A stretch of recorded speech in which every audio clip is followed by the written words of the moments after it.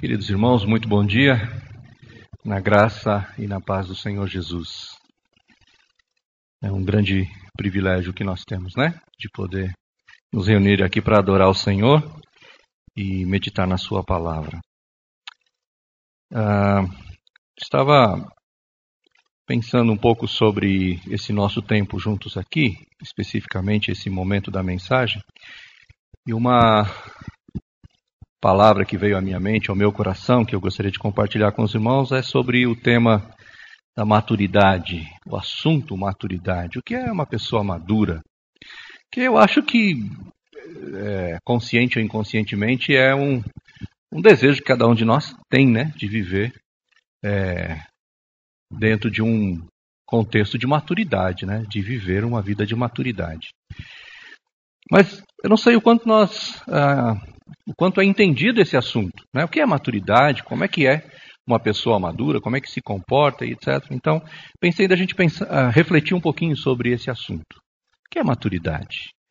Será que eu preciso me tornar um velho para ser maduro? Será que um jovem pode ser maduro? Será que uma criança pode ser madura? Né? O que é maturidade? Como é que se alcança a maturidade? Eu tenho muita consciência de que não vou esgotar o assunto e, quem sabe, não vou passar muito de um nível de profundidade, né? Acho que vou chegar ainda num rasinho, ainda nem vou aprofundar muito, mas quero pelo menos ajudar você a pensar sobre o assunto, né? Se eu chegar ali, se você sair daqui pensando sobre isso, nessa manhã, eu acho que eu atingi o meu objetivo. Então, vamos pensar um pouquinho sobre isso. O que é uma pessoa madura? E vamos começar tentando definir maturidade. Vou me arriscar aqui, né, trazer uma definição. E sei que é um risco, porque esse assunto é vasto, né, muito amplo, e eu vou ser bem simples na minha abordagem. Então, é um risco que eu corro, mas eu prefiro correr o risco. O que seria? O que eu estou chamando de maturidade? Estou chamando de maturidade um processo contínuo. Depois que eu escrevi isso, fiquei pensando assim, mas espera aí, será que eu estou sendo, cometendo um vício de linguagem aqui, né? Se é processo, é contínuo. Mas, de qualquer forma, um processo contínuo no qual a pessoa conhece a verdade e age de acordo com ela. Então, vícios de linguagem à parte, maturidade é processo. É uma coisa que a gente vai ao longo da vida, conhecendo verdades, ou a verdade, prefiro, e agindo de acordo com essa verdade. À medida em que eu conheço e ajo, ou vivo, ou pratico, eu estou me tornando maduro. E acho que você entende que o contrário também é verdadeiro, né? Eu posso conhecer a verdade, mas se eu não pratico, eu não sou uma pessoa madura. E se eu não conheço, não tenho como praticá-la, muito menos, né? Então, é esse processo. À medida em que eu vou conhecendo a verdade, à medida em que eu vou tomando consciência dos conceitos, dos princípios e vou praticando, eu vou me tornando uma pessoa madura. Eu estou, logicamente, direcionando esse assunto da maturidade para o aspecto da vida cristã, né? Vida cristã, maturidade cristã. Mas você pode colocar isso de termos genéricos, você pode generalizar isso. À medida em que eu conheço os princípios, conheço as ideias, os valores, eu vou praticando, então eu vou me mostrando ou me tornando uma pessoa madura. E nesse sentido, logicamente não tem muito a ver com idade, né? Porque se a pessoa conhece, tomou conhecimento e pratica, ela é madura, não importa a idade que ela tenha. Não importa quanto tempo de vida cristã ela tenha. Tá? Vamos falar um pouquinho mais daqui a pouco, mas só para já ir entendendo que a maturidade não tem necessariamente a ver com idade. Um velho pode ser maduro ou não. Um jovem pode ser maduro ou não, e uma criança também. De acordo com o grau de conhecimento que ela adquiriu. Ilustrando, uma criança, vamos colocar aqui uma criança, sei lá, de 8 meses de idade. Uma criança de 8 meses de idade, ela já, normalmente, né? Pode ter algumas exceções, mas normalmente uma criança de 8 meses de idade, ela já sai correndo por aí? Não, nem anda ainda, né? Geralmente está engatinhando, né? Faz algum tempo já que não tem criança lá em casa, uns 23 anos quase, mas eu lembro que os meus filhos nessa idade só engatinhavam, né? Não andavam. Agora, uma criança de 2 ou 3 anos de idade que não anda, ela pode ser considerada uma criança madura para a idade? Não, né? Deve ter algum problema se ela não anda com 3 anos de idade, não é? Então, uma criança de 8 meses de idade que não anda, é madura para a idade que ela tem. Uma criança de 3 anos de idade já anda, já corre, possivelmente, mas ainda não tem certas habilidades que ela só vai ter à medida em que ela vai crescendo. Então, à medida em que ela adquire certa condição e conhecimento e vai praticando, ela vai se tornando madura. Uma criança de 8 meses pode ser madura, desde que ela faça aquilo que se espera, aquilo que é próprio de uma criança de 8 meses de idade. E assim por diante. Ao passo que, se uma criança de 3 anos de idade não anda e não tem toda a articulação que se espera de uma criança de 3 anos, então ela não é madura, tem alguma coisa acontecendo ali que está errado. Então, só para dar o exemplo do que eu estou chamando de maturidade, é esse processo contínuo. A gente vai aprendendo e vai praticando, na medida em que a gente vai adquirindo a condição para aquilo. Um texto que pode nos ajudar a entender. Eu coloquei a criança de propósito, tá? Para entender que uma criança dessa idade pode ser madura. E o texto bíblico que me chamou a atenção é esse de Filipenses, capítulo 3, versículos 15 e 16.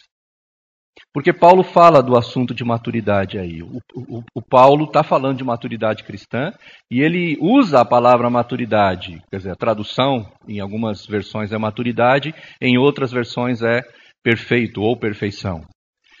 Então ele diz assim, todos nós que alcançamos a maturidade, a versão atualizada vai dizer, todos nós que alcançamos a perfeição, ou que somos perfeitos, acho que é a frase. Todos nós que alcançamos a maturidade devemos ver as coisas dessa forma.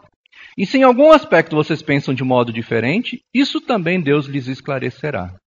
Tão somente vivamos de acordo com o que já alcançamos.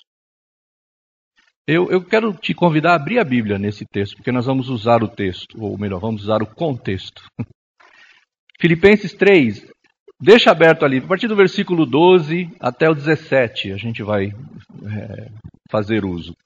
Mas esse é o texto, vamos dizer, principal, esse é o central, né? Todos nós que já alcançamos a maturidade, devemos ver as coisas desta forma. Tão somente vivamos de acordo com o que já alcançamos. Paulo se diz maduro e parece que se diz maduro dentro de um grupo de maduros. Nós que já alcançamos. Tem um grupo ali com ele, né? E ele está dizendo, bom, já alcançamos a maturidade, vamos ver as coisas desta forma, eu vou falar o que significa dessa forma, vivamos. Aí está, vamos dizer, o X da questão. Viver de acordo com o que foi alcançado. Uma pessoa que vive de acordo com o que recebeu, de acordo com o que ganhou, de acordo com o que adquiriu, essa pessoa está demonstrando a sua maturidade. E eu gostaria de pensar, então, ir um pouquinho, dissecando um pouco o assunto, então, observar algumas características que Paulo mostra nesse texto para nós, de uma pessoa madura, apontando para ele mesmo. Ele está falando um pouco dele mesmo aqui em Filipenses 3. Primeira característica que eu vejo de Paulo aqui, é que ele reconhece a sua condição. Paulo se diz, eu sou maduro. Nós que já alcançamos a maturidade. Mas esse Paulo que diz, eu sou maduro, ele tem um aspecto aqui no contexto, versículo 12 principalmente, onde ele mostra esse aspecto, né, essa característica. Ele reconhece a sua condição. Olha comigo o versículo 12 de Filipenses 3. Assim... Desculpa, estou lendo o 2 aqui. Não que eu tenha já recebido ou tenha já obtido a perfeição, mas prossigo para conquistar aquilo para o que também fui conquistado por Cristo Jesus. Paulo termina, o versículo 11 está falando, é isso que eu quero. Eu quero alcançar a ressurreição, eu quero alcançar essa condição que Jesus conquistou para mim lá na cruz. Eu quero viver intensamente toda essa realidade. Aí o versículo 12 ele diz, não que eu já tenha recebido. Então ele está dizendo assim, eu ainda não cheguei lá. Só uma observação aqui, um parênteses. Eu não coloquei palavras aqui no slide, porque alguém disse para mim, esse pessoal aí especializado em comunicação, disse assim, Almir, uma figura, uma imagem, fala mais do que 1000 palavras. Falei, deixa eu ver se isso é verdade. Então não coloquei palavras, quase, só coloquei a figura. Vamos ver se comunica mesmo, né? Reconhece a sua condição. Olha para si mesmo. Está aí um homem olhando no espelho, né? Não é muito comum um homem olhar no espelho, por isso que eu pus essa foto. Ele está se olhando, está se percebendo. Deve estar experimentando roupa, pelo jeito. Mas ele está se olhando, está se percebendo. Paulo está dizendo assim, eu reconheço a minha condição. Eu sei que eu ainda não cheguei lá. Eu sei que tem muita coisa ainda para acontecer na minha vida. Eu sei que tem muita água para rolar embaixo da ponte ainda. Eu sei que tem muitos aspectos da minha vida que ainda não estão resolvidos. Eu sei que tem muito pecado ainda não tratado. Eu sei que tem muita ferida emocional ainda não resolvida. Eu não cheguei lá. Eu estou no processo. Eu estou caminhando, estou indo na direção, mas ainda não cheguei lá. Uma pessoa madura, ela reconhece isso. Porque se ela não reconhecer isso, ela não tem como amadurecer. Ué, se eu não preciso de nada, eu vou caminhar para onde? Eu vou fazer o quê? Eu já cheguei lá. Esse é um aspecto muito sério da vida cristã, e especialmente no meio dos evangélicos. Eu não sei se onde começou isso, e também não é meu interesse pesquisar o início disso, mas existe um aspecto na vida cristã, especialmente no meio evangélico, onde a gente parece que vai alcançando degraus, né? Parece que são condições hierárquicas. Bom, eu quando me converti, aí eu era novinho, precisava de ajuda, as pessoas me ajudaram. Aí eu passei para um degrau maior, aí eu fui ser, sei lá, obreiro, eu fui dar aula em escola dominical, eu fui servir de alguma forma, aí depois andei mais um pouquinho, aí cheguei à condição de, sei lá, líder na igreja, aí daqui a pouco eu cheguei à condição de pastor, e sei lá, né? Se eu vou continuar isso, daqui a pouco eu vou ser... Aí começa, né? Eu não quero dizer aqui os nomes de bispo, apóstolo, essas coisas para não ofender ninguém. Mas começa, eu não preciso de mais, eu já cresci. Já cheguei lá. Então eu paro de crescer. Parece que Paulo está dizendo assim, olha, e ele está falando, né? Se você ler o capítulo todo, capítulo 3, ele está falando assim, olha, se alguém podia se orgulhar de ser um religioso, ninguém melhor do que eu. E aí começa a falar por quê, da origem dele, da tribo que ele fazia parte, tudo que ele tinha estudado, né, aos pés do maior mestre da época, Gamaliel, e ele era o cara, né? Mas ele diz assim, quando eu encontrei a Jesus, quando eu encontrei o Senhor, tudo isso ficou relegado, né, à condição de lixo. O que ele fala lá é pior do que a palavra lixo. Esterco. Não serve para nada. É pior do que esterco, nem para isso, nem para adubar serve. Serve para nada. É lixo toda a minha religiosidade, toda a minha condição. Não serve para nada. Quando eu comparei a minha condição com Jesus, com o conhecimento de Jesus, com o envolvimento com Ele, com a minha relação com Ele. Essa música que nós cantamos, acho que foi a primeira que nós cantamos, que eu acho que vi pela primeira vez, ouvi pela primeira vez. Eu não quero riquezas, eu não quero... Nada disso tem valor para mim, o maior valor para a minha vida é o Senhor. É essa ideia que Paulo coloca nesse texto, com toda a intensidade. Não tem nada mais importante do que o meu relacionamento com o Senhor. Tudo mais é lixo. Pode jogar fora, não presta. É lixo, comparado com meu relacionamento com o Senhor. Reconhece sua condição. Eu ainda não cheguei lá. Eu ainda não tenho todas as condições. Eu ainda não tenho todos os dons. Eu ainda não tenho toda a santidade, toda a plenitude. A palavra usada aqui, tanto no versículo 12 quanto no versículo 15, é uma palavra que tem a ver com o perfeito, ou completo, teleios, né? Completo. E é repetida depois, lá em 2 Timóteo, no capítulo 3, quando diz que a palavra de Deus é capaz de repreender, de instruir, de orientar, para tornar o homem de Deus perfeito. Lá está traduzido também como perfeito, ou como completo. E ele está dizendo, eu não cheguei lá ainda. Eu ainda não sou essa pessoa. E quantas vezes nós nos cobramos isso, né? Quantas vezes nós botamos capa para mostrar para as pessoas que nós somos perfeitos. Eu não erro, eu não peco. Algumas pessoas dizem isso para a gente, né? Como é que você é crente? Então como é que você acabou de dar uma pisadinha na bola aí agora. Aí é mesmo, né? Puxa vida. Então acho que eu não sou crente. Não, pensa um pouco. Não é isso. Uma pessoa madura, ela reconhece, não, eu sou crente sim, eu tenho convicção de que eu vou para o céu porque eu aceitei Jesus como meu Salvador e meu Senhor, mas espera aí, eu ainda não cheguei lá. Eu ainda estou no processo, eu ainda estou no caminho, eu ainda não cheguei. Ainda estou sendo transformado. Né? É de glória em glória, é em acerto, é de ajuste em ajuste, mas eu ainda estou neste processo, ainda não chegou. Calma, vamos com calma. É até o dia de Cristo Jesus, não é? Aquele que começou a boa obra, estou certo de que ele completará até o dia de Cristo Jesus. O dia de Cristo Jesus não chegou ainda para nós, que estamos aqui pelo menos, né? Para aqueles que já partiram, certamente. Para os que estiverem aqui no arrebatamento, certamente.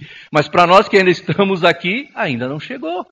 Ainda estamos neste processo. É até. E esse até é processo. Então, não que eu tenha recebido tudo. Ainda não estou completo, não. Ainda estou em fase de acabamento. Ou quem sabe ainda em fase de construção. Alguns em fase de acabamento, outros de nós em fase de construção. Então, a maturidade não significa absoluta perfeição. A maturidade não significa que eu não tenha defeitos, que eu não tenha pecados, que eu não tenha problemas, que eu não tenha dificuldades. A maturidade significa que eu reconheço olha, ainda tem muita coisa para mudar. Ainda tem muitos pensamentos para serem transformados. Ainda tem hábitos que precisam de mudanças. Ainda tem coisas que eu não consigo controlar. Eu ainda estou no processo. Eu ainda não cheguei. Essa é a primeira característica de uma pessoa madura. Como é que um viciado em drogas pode se recuperar do seu vício? A partir do momento em que ele reconhece, eu tinha que saber, ou qualquer outro vício, eu reconheço. Então a maturidade começa ali, no reconhecimento. Eu ainda preciso de ajuste. E quando isso não acontece, fica travado, fica parado, não há processo e não há maturidade, não há crescimento. Às vezes eu conheço intelectualmente muita coisa, mas não ando. Não vou em frente. Porque esse conhecimento não tem nada a ver comigo, tem a ver com os outros. Nunca comigo. Né? Eu não reconheço, eu não olho no espelho. Tem muita gente que foge de certos processos. Foge. Não quer encarar determinados processos. Por quê? Porque não quer resolver muitas dessas questões. Processos de terapia, processos de cura interior, onde você tem que fazer avaliações, se ver, né? Ver sua vida no espelho da palavra de Deus, no espelho de quem você é realmente. Reconhecer, se nós queremos ser pessoas maduras, o primeiro e principal passo é se reconhecer. Eu preciso de ajuste. Quando você vai fazer isso? Todos os dias, eu entendo assim, até o dia de Cristo. Cada dia eu vou dizer, eu reconheço que preciso de mudanças na minha vida. Não sou um marido perfeito. Não sou um marido nem que a Beth precisa que eu seja ainda. Não sou o pai que eu preciso ser dos meus filhos ainda. Ainda estou no processo. Estou aprendendo sobre isso. Estava ouvindo o irmão Mário falar sobre os cursos, né? Eu vou aprender, eu vou fazer o MMI para aprender a ser o melhor marido, a ser a melhor esposa. Vou fazer o Growing Family para aprender a ser o melhor pai, melhor mãe. Vou fazer o Crown para aprender. Então, eu estou reconhecendo. Agora, não, eu não preciso. Já tenho 30 anos de casamento, então... Já foi, né? 30 anos. Não, que tivesse 50. Sempre é tempo. Né? Aprender e mudar, tratar, andar. Estar no processo de crescimento. Começa aqui, com o reconhecimento. Ainda não cheguei lá. Mas tem outras características. A segunda, ele diz, ainda não cheguei lá, mas prossego. Olha o texto. Versículo 13. Irmãos, quando a mim, não julgo haver alcançado, mas uma coisa faço. Esquecendo-me das coisas que ficaram para trás, ou que para trás ficam, e avançando para as que estão adiante de mim, prossigo. Eu posso muito bem cruzar os meus braços e dizer para todo mundo assim, para mim mesmo principalmente, né? Ó, não cheguei ainda, ó, ainda não estou perfeito, ó, eu ainda sou pecador, ó, eu posso cruzar os braços e dizer isso. E apontar as causas, né? Muitas vezes. E cruzar os braços e me acomodar, dizendo, não cheguei lá ainda. Então, tenha paciência. Você tem que me aguentar, eu não cheguei lá ainda. Mas o texto não para ali, né? A pessoa madura, ela reconhece, mas não fica parada. Não cruza os braços dizendo está tudo bem. Não é assim. Eu não cheguei lá, então está tudo bem. Não, eu prossigo, eu vou em frente, eu vou caminhar, eu vou andar, eu vou no processo. Durante alguns anos da nossa vida conjugal, eu e a Beth, aliás, só casei com a Beth até hoje. Não teve outra vida conjugal. Nós já tivemos vários casamentos, mas sempre nós dois. Fases do casamento, né?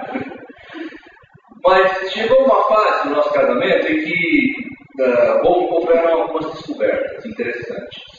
Eu, por natureza, por criação, vou dizer, por formação, ou deformação, acho que é melhor, não me tornei um homem romântico. Não sou um homem romântico, não sou um homem carinhoso. E durante alguns anos nós tivemos problemas, lógico, porque a Beth é mulher e mulher precisa de carinho e precisa de romance. E aí nós tivemos dificuldades no nosso casamento, dificuldades sérias mesmo, de inadequação. E a gente só não partiu para as coisas da separação, essas coisas, porque quando nós nos casamos, nós fizemos um acordo e dissemos, olha, separação não é uma opção para resolver nossos problemas. Separação é coisa de covarde, que não está a fim de lutar, que não está a fim de resolver. Então a gente não vai se separar, a gente vai lutar, porque nós acreditamos que Deus está conosco e a nossa união é abençoada por Ele, com todos os problemas e defeitos que nós temos. Mas nós cremos que Deus vai estar abençoando o nosso casamento. Então separação, não, riscamos isso. É um acordo que nós preservamos até hoje. Então começamos a lutar com essa situação toda. E na nossa luta lá, um dia, eu entendi, num processo que eu estava participando, por que eu tinha essa dificuldade com a Beth. Aí eu fui lá, né, no meu passado, meus pais não me ensinaram a ser um homem romântico. Alguém vai dizer, mas os pais ensinam os filhos a ser românticos? Ensinam, na medida em que dão afeto aos filhos. À medida em que os pais beijam os filhos, à medida em que os pais acariciam os filhos, na medida em que os pais dizem para os filhos, eu te amo, você é importante, você... E essas coisas, né? Eu não recebi isso. Eu não me lembro de um dia na minha vida ter ouvido dos meus pais o eu te amo, você é importante. Não lembro. Se eles disseram, isso não está registrado no meu consciente, pelo menos. Eu não aprendi. Então dizer eu te amo era uma coisa... A boca travava, a língua ficava presa no céu da boca e não saía. Era aquela coisa. E aí, você realmente me ama? Você não percebe o meu amor por você? Não. Você não diz. Bom, eu descobri de onde vem. Aí eu dizia para ela, sabe o que acontece? Meus pais não foram carinhosos comigo. Meus pais não me ensinaram. Meus pais não me beijavam. Então, você entendeu? Eu não cheguei lá ainda, entendeu? Entendi, mas continuo precisando disso. E eu dizia para ela, você casou com um homem que não sabe ser carinhoso. Conforme-se. Acomodado, né? Eu não cheguei lá ainda.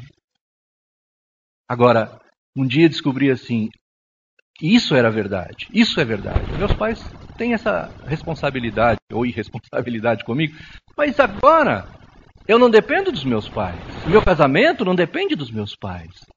Meu casamento, para ir bem e ser melhor, depende de mim. Então agora não é para eu dar a culpa para os meus pais. Eu preciso assumir a minha responsabilidade. Eu não aprendi, mas a Beth precisa que eu seja. É fundamental para ela e para o nosso casamento. Então eu tenho que aprender. Eu não morri ainda. Né? Eu vou prosseguir, eu vou em frente, eu não posso cruzar os braços e ficar travado na minha inadequação. Eu tenho que ir em frente. Então como é que eu aprendo? E aí eu fui atrás de cura interior, eu fui atrás de terapia, eu fui atrás de tudo que tinha à minha disposição. Ler livros, conversar com outras pessoas, conversar com homens que são mais carinhosos e românticos, eu fui atrás. Na verdade eu não fui, eu continuo indo, porque ainda não cheguei lá, mas já também não estou onde estava, ou pelo menos acho que não, né? A Beth é que sabe melhor que eu. Já foi pior, né? Prossegue. Eu ainda não cheguei lá, mas uma coisa eu faço. Eu prossigo. Eu vou em frente. Eu quero aprender. Eu vou lutar com isso. O que é que eu tenho que fazer? Aonde que eu tenho que ir? Com quem eu tenho que falar? Quais são as pessoas? Não importa. Eu vou em frente. Eu quero aprender sobre isso. Eu quero aprender a ser santo. Eu quero aprender a ser marido. Eu quero aprender a ser pai. Muitas vezes tenho que sentar com os meus filhos e dizer para eles, olha, eu não sei ser pai de adultos, eu nunca fui pai de adultos antes, é a primeira vez. Então eu preciso aprender isso, eu preciso conversar com homens mais maduros que já passaram pelo que eu estou passando para me ajudar a entender algumas coisas. Eu estou crescendo, eu tenho que ir, eu não posso parar. Eu tenho que aprender de Jesus, eu tenho que aprender da sua palavra, eu tenho que crescer. Eu ouvi Russell Shedd dizendo isso, né? Alguém disse para ele assim, se o senhor pudesse começar tudo de novo na sua vida, o que é que o senhor faria diferente? Ele disse, eu seria um aluno mais aplicado, mais estudioso da palavra. Então se Russell Shedd está nessa condição, eu então, eu preciso aprender, eu preciso ir em frente, eu prossigo, eu esqueço as coisas que ficaram e vou em frente. Eu vou para além, não ficar de braço cruzado dizendo, eu não cheguei lá, mas eu vou em frente, eu sigo, eu prossigo, eu ando, eu movimento. Paulo diz também aos Filipenses que nós devemos desenvolver a nossa salvação. Né? Nós somos salvos? Somos. Agora, o que eu faço? Cruzo os braços dizendo, vou para o céu, que maravilha, glória a Deus, vou cantar o tempo todo. Não, tenho que desenvolver isso. Em outro contexto, né, uma outra analogia, ele diz que nós somos nova criação, nova criatura. Então, já sou nova criatura, mas uma nova criatura tem que aprender a andar, aprender a falar, aprender né? Eu tenho que aprender. Eu já sou isso, mas eu não estou pronto. Eu estou aprendendo. Maturidade, amadurecendo. Só é maduro quem prossegue, quem anda. Quem fica parado, não é maduro. Muito pelo contrário. Uma terceira característica que eu gostaria de apresentar é que Paulo diz, eu prossigo, mas ele diz, eu prossigo para o alvo. Não julgo havê-lo alcançado, mas uma coisa faço, esquecendo-me das coisas que ficaram para trás e avançando nas que estão diante de mim. Prossigo para o alvo, para o prêmio da soberana vocação de Deus em Cristo Jesus. Não é simplesmente prosseguir, mas é prosseguir para onde? E isso é crucial, né? Onde eu quero chegar? Qual é o alvo? Qual é o ponto? Para onde eu estou olhando? O que é que eu estou mirando? E em diversos momentos Paulo usa a figura do atleta.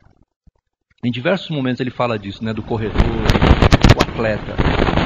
E ele sempre fala isso, que o atleta, o corredor, ele tem sempre um alvo, alcançar a fita de chegada, atravessar a linha de chegada. Esse é o alvo. E todo o corpo, né, a mente, está tudo voltado para aquilo. Cada célula do corpo, cada pelo do corpo tem aquela direção, chegar naquele lugar. É o alvo. E é essa ideia aqui. Prossigo para o alvo. Eu tenho um objetivo claro de onde eu quero chegar. Eu prossigo caminhando na direção de ser igual a Jesus. Ele é o modelo. Ele é o alvo. A pessoa de Jesus é o alvo. Como que Jesus trata, como que Jesus pensa, como que Jesus fala, como que Jesus se comporta. Ele é o alvo. Nada pode atrapalhar esse alvo. Eu lembro aqui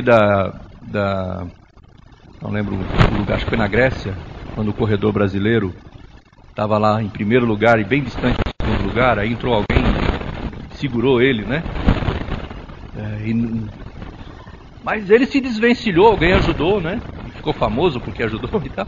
E ele se desvencilhou e perdeu a colocação que ele tinha, provavelmente chegaria em primeiro lugar, tudo indica que sim, ele chegou em terceiro, mas ele chegou feliz da vida. Atingiu o alvo. Qual era o alvo? Claro, chegar em primeiro lugar se possível, mas chegar. Essa é a ideia de chegar. O alvo, eu quero estar lá, eu quero chegar. Eu quero ser. Como é que Jesus faz nessa situação? Aquele livro, né, que virou um best-seller, né? Em Meus Passos, o que faria Jesus, né? Esse livro. Então, essa é a ideia. O alvo é Jesus. O alvo não são ideias que rolam por aí, né? Eu fico muito preocupado, irmãos, diante da onda que nós vivemos, né? Especialmente a onda no meio evangélico. Agora de manhã, o celular, né, da Vivo não atualizou o horário de verão, né, o fim do horário de verão. A gente levantou 1 hora mais cedo, achando que era o horário, e acabou ficando 1 hora quase adiantado. E no finzinho, antes de vir para cá, eu liguei a televisão, estava terminando um programa supostamente evangélico, uma mulher estava falando, ela estava orando, na verdade, e eu fiquei prestando atenção naquela oração. O dom da riqueza, muita saúde, essa onda, né, de prosperidade que anda invadindo as igrejas, que dá ibope e faz sucesso, não sei o quê, tira o foco da pessoa de Jesus e coloca o foco nas coisas. Bem contrário do que Jesus falou lá em Mateus 6, né? Busquem o reino em primeiro lugar e as coisas são acrescentadas. Mas essa onda está levando as pessoas em busca das coisas. Se der, se sobrar tempo, você dá uma olhadinha lá nas questões do reino, da vida, né, da vida com Deus. Se der tempo, mas se não der tempo também não tem importância. O que importa é que as coisas sejam evidenciadas na sua vida, né? O alvo é Jesus, é viver como Ele, olhar para a palavra dEle. Eu gosto dessa ideia, né, do acho que Philip Yancey, que escreveu o livro O Jesus que eu nunca conheci. E ele vai falar no livro dele que ele nunca conheceu porque a igreja não mostrou esse Jesus que ele acabou descobrindo na Bíblia. Igreja, entenda a instituição, né? O alvo é Jesus e eu preciso conhecer Jesus. E para conhecer Jesus, lógico que existem muitas formas, mas a principal ainda continua sendo a sua leitura, a sua dedicação, a meditação na palavra de Deus. Nada pode substituir isso. A pregação do domingo de manhã é importante, a pregação da quinta-feira à noite é importante, aquilo que você ouve do pregador no rádio pode ser importante ou não, depende. O que você lê é importante, dos livros, dos autores, mas nada pode substituir sua leitura, sua meditação, seu devocional, seu tempo com Deus, para conhecer Jesus. Como Paulo diz, né? O que eu quero é conhecer Jesus e sentir e experimentar quem Ele é e como Ele é. E que a gente possa dizer também como Paulo em Gálatas, né? Não sou eu quem vivo, mas Cristo vive em mim. Esse é o alvo. Prossigo para o alvo de que a minha vida seja semelhante à pessoa de Jesus. Romanos 8, 29. Ele nos predestinou para sermos conformes à imagem de Jesus Cristo. Esse é o alvo. Ser semelhante a Jesus. Falar como Ele, pensar como Ele, agir como Ele, enxergar como Ele. Já pensou? Esse é o alvo. Uma pessoa madura tem um alvo, tem um objetivo, sabe aonde chegar. Sabe aonde quer chegar. Esse livro, né, do Rick Warren, Sua Vida Tem Propósito. Qual é o propósito da sua vida? Ser igual a Jesus. Dentre uma série de coisas que vai acontecer lá, o alvo principal, resumindo tudo, é ser igual a Jesus. Aliás, nós nos chamamos o quê? Cristãos. Cristãos por quê? Porque seguimos e queremos ser seus discípulos. Discípulos são aqueles que revelam o Mestre. Eu não sei se a gente tivesse a condição, né, de nos teletransportar lá para a época de igreja primitiva e andar por lá, se as pessoas iam dizer que nós somos cristãos. Realmente não sei. Eu tenho dúvidas quanto a isso. Discípulos de Jesus. Andar, viver, fazer, falar como Jesus. Esse é o alvo. E uma quarta característica que Paulo nos mostra é que ele procura ser modelo para outras pessoas. Olha o versículo 17. Irmãos, sede imitadores meus e observai os que andam segundo o modelo que tendes em nós. Olha, Paulo está chamando a responsabilidade para si, dizendo, sigam o meu modelo de cristianismo. Não é o meu modelo de vida qualquer, mas é um modelo de cristianismo. Sejam meus imitadores. Olhem para mim.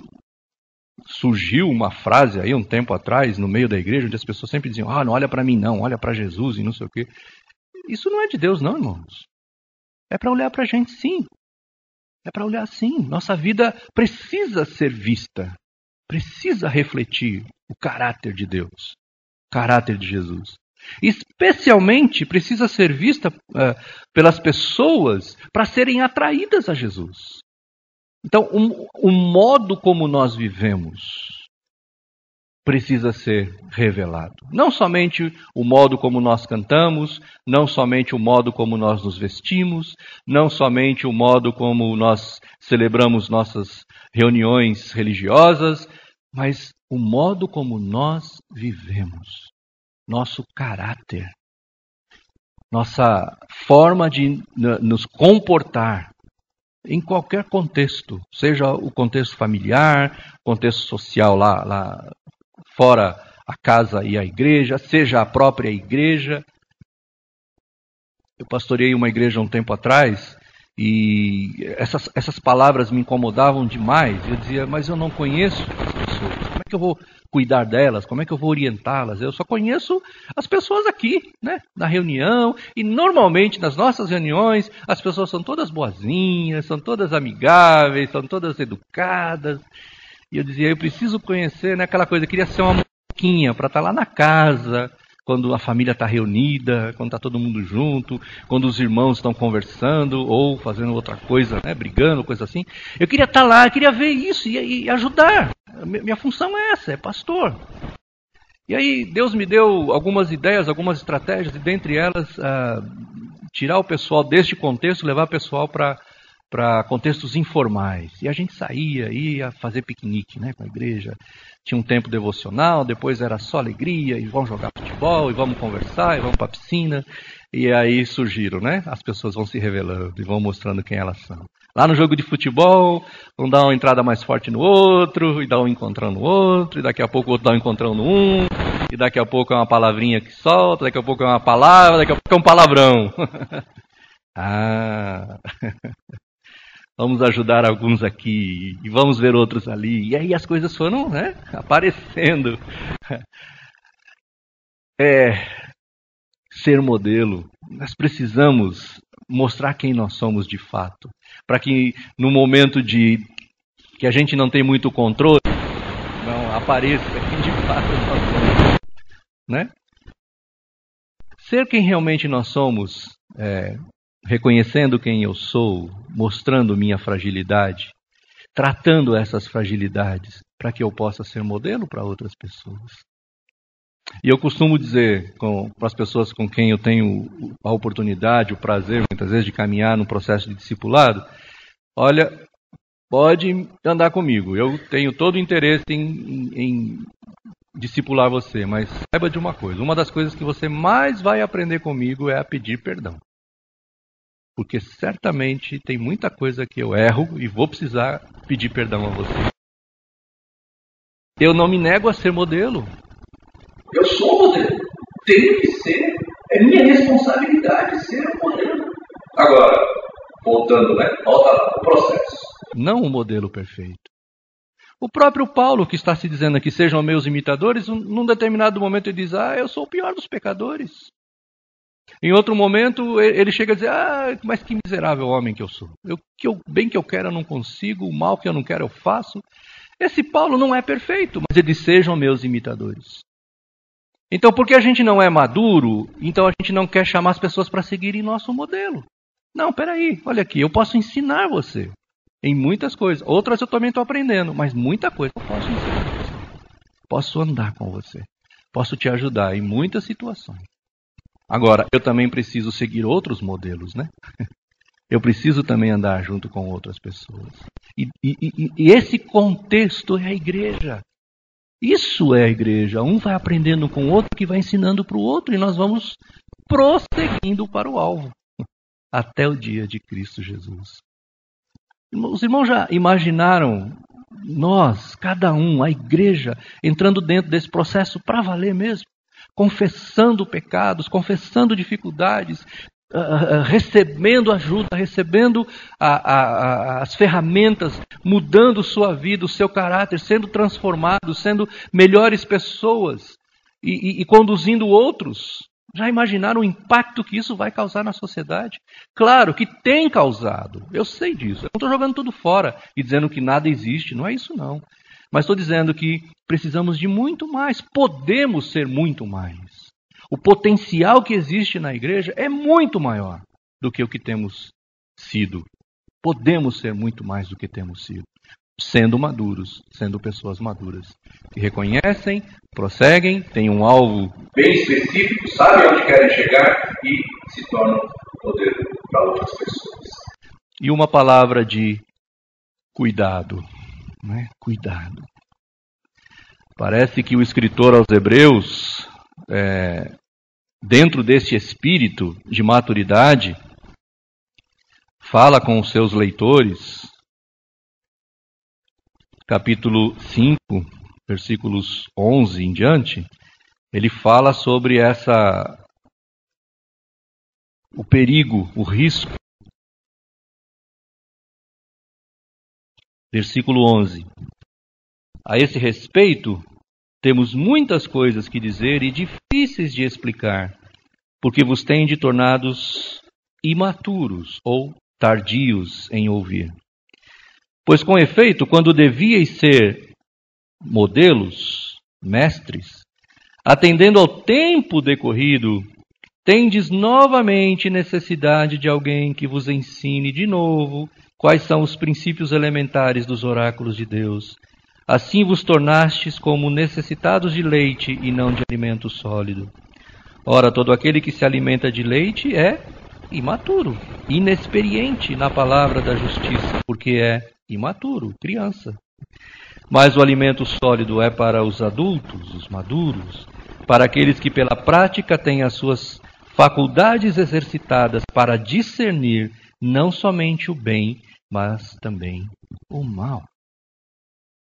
E ele está dizendo, olha, tem gente com muito tempo, mas imatura.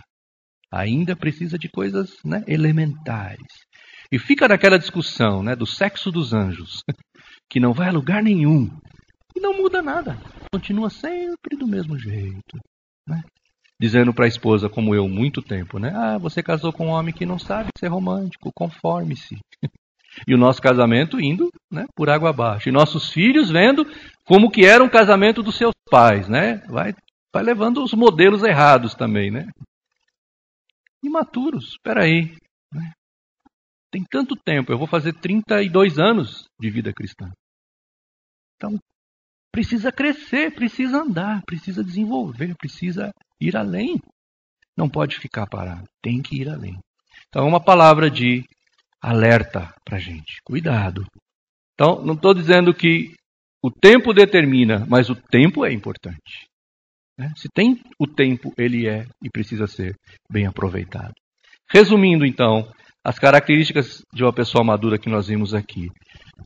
Ela reconhece a sua condição, vive num crescimento contínuo, tem um alvo, um propósito de vida e não teme se oferecer como modelo para outros.